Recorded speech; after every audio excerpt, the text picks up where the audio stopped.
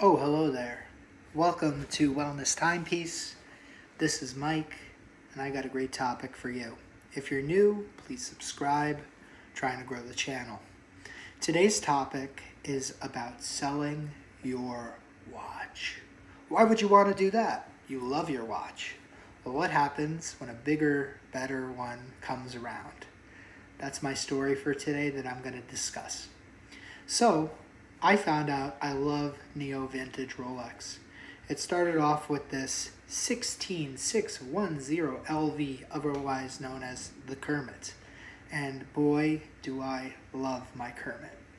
I started off with Tudor, and I started off with the Pelagos, which was a fine watch, and still is. However, nothing beats refined Neo Vintage Rolex proportions before the maxi case. Yes, I love this thing more than I love my unborn child. That is a joke. But truth be told, your taste changes, you evolve as a collector with time, and I've also found out a few other things about myself that has helped me lean down the collection. The other thing that is helping with that is the fact that I do not do well with too many timepieces. I think that might be a universal truth for many people. I'm not sure if all, but the way my personality works is that too many options often leads to paralysis. Meaning, I sometimes struggle looking at my watch box and saying, I kind of like wearing my Black Bay, but I'd like to wear my Pelagos. I'd like to wear my Seiko. I'd like to wear my Studio Underdog. I'd like to wear my dinky quartz watch today. And then I switch the watch out, and guess what happens? I end up having FOMO for wearing another piece, and I switch it out again. That is not good. I do not like doing that. It makes me feel very anxious, and I do not want to feel that anxiety. And I don't think it's something I will need therapy about. I think I just need to change my collection up a bit. So, basically, I consolidated many of my pieces to sell in order to finance a grail of Neo Vintage Rolex proportion. I am talking about the Rolex GMT Master 2. No, not the new one, but the Neo Vintage 16710 Pepsi. Yes, Pepsi. Pepsi, man! If you know, you know. Pepsi. I'm really excited about it. Got it from Bob's Watches. Pretty fair deal on it. And it is actually my birth year, which I never thought I'd care about that, but when I saw it on the site, I figured it was meant to be. So I ended up definitely closing the deal on that one. And while I can finance it out of pocket with the help of a little bit of savings I didn't necessarily want to touch, and some PayPal 6-month no interest financing, I'd like to not get filed for divorce by my wife for another watch purchase out of our joint pocket. So, selling watches kinda sucks and is also very illuminating about the watch industry and the so-called value we ascribe to our timepieces. So, firstly, I am not going to be making any money back on any of my pieces, and I am learning to be okay with that. Basically, I'm actually going to take a book out of Tim Masso's video for over at 1916, which is, by the way, where I picked up my Kermit. Awesome customer service, done glazing them. Basically, he spoke about how people have a preconceived notion that you are going to get the full value from your watch and when you sell it. And typically that is not true. And it's even not true for Rolex. I'm going to get into that in a second why. But yeah, you're not going to get the same value you are looking to get from the new price, obviously, because there's depreciation.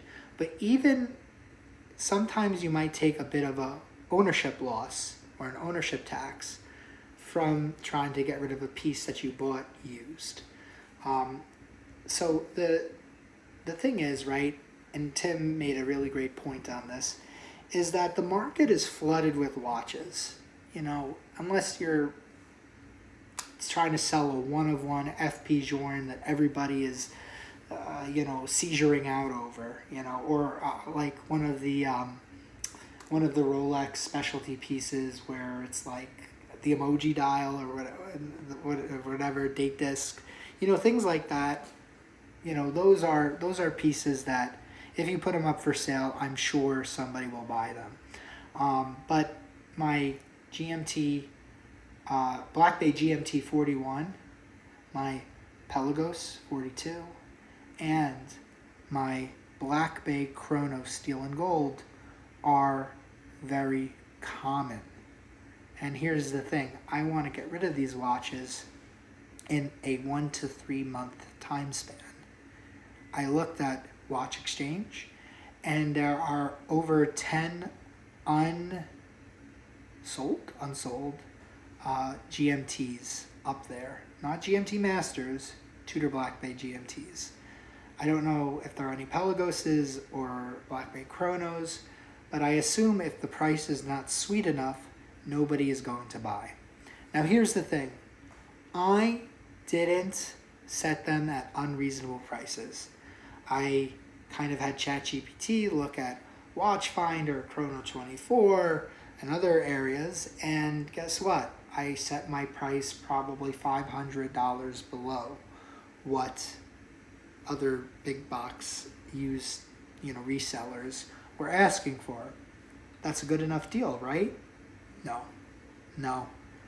I think that I probably have to sell the GMT for $3,000 or below, and I'm probably thinking below if I want to move it.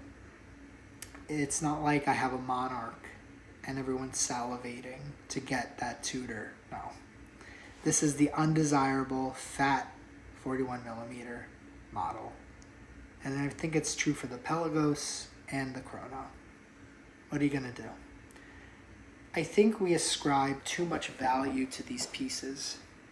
These are not liquidatable assets that are easy to get rid of. You see that guy, he's not from Swiss Watch Expo. Let me see here. What's his name? Sell a watch. Oh gosh, there he is. I'm just trying to sell this watch.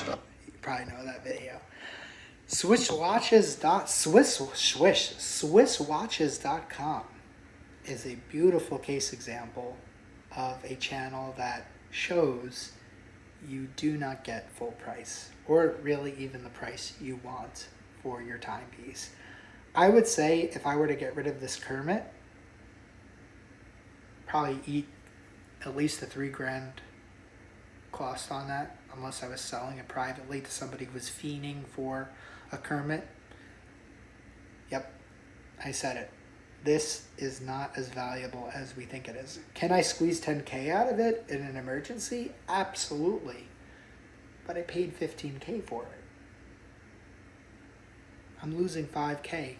Maybe that's an ownership tax, but yeah, no. You're not going to get your full value that you think you're going to get if you want to move your timepieces. It's the honest truth.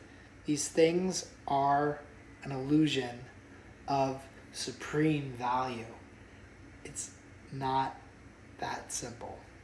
And I urge you caution if you want to buy an alternative to a grail that you want, like I did with the Black Bay GMT, and you really have your eyes set on the GMT Master, I urge you to wait, because you're going to spend more money in the long run. And this was a painful lesson I had to learn myself. If you don't wait and you want to get rid of one of your pieces to finance another, you're going to lose money. And sometimes just having some patience, waiting for the right opportunity, the right amount on your bank account, or some type of really great 0% financing deal and then figuring things out during that time, that's probably the best way to go, because it ain't worth losing all this money to scratch an itch that's just going to come back. This has been Mike from Wellness Timepiece. I love talking to you today, and if you liked anything I said in the video, give the video a like. If you think I'm full of shit, comment in the video how much you hate me. It all helps the YouTube algorithm. Pleasure talking to you today. Peace and love. See you later. Bye.